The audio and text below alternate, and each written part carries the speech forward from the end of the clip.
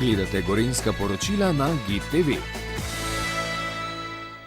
Ena izmed točk, ki so jo svetniki obravnavali na 25. seji Sveta mestne občine Kranj, je bil tudi odlok o prometu, ki so se ga lotili zaradi težav v prometu, predvsem s primanjkljajem parkirnih mest.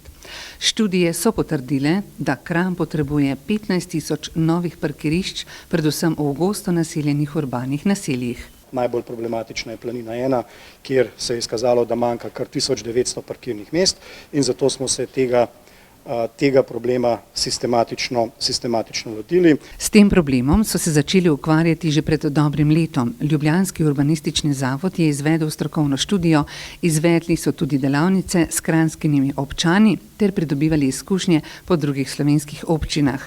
Cilj odloka je torej pridobiti več parkirnih mest za stanovalce. To lahko razdelim oziroma pojasnim po dveh delih.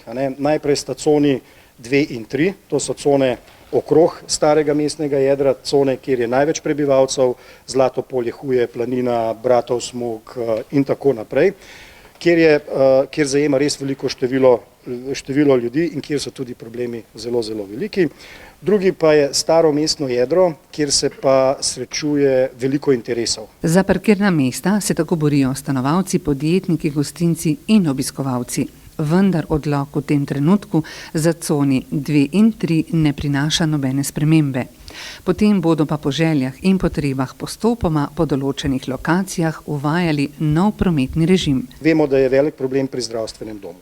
Eden od velikih problemov, namreč obiskovalci zdravstvenega doma parkirajo na parkiriščih stanovalcev blokov v okoli zdravstvenega doma. Trenutni odlok ne omogoča občini, da postavi tablo dovoljeno za stanovalce.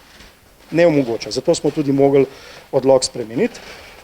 Novi odlok bo to omogočil. Ko bo prišla pobuda stanovalcev, bomo pripravili elaborat, da se to področje omeji za stanovalce in ga predlagali mestnemu svetu in omejili.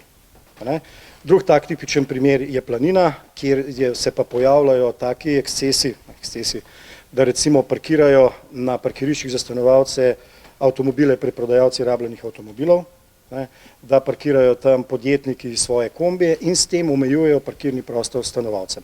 Z rampami se bo na določenih predelih sprostilo tudi do 25% parkirnih mest. So pa trenutno proti zaračunavanju parkirnih mest, kakor je to urejeno na Hujah. Podrobneje o načrtih za boljši nadzor v mestnem jedru pa v eni od prihodnjih poročil.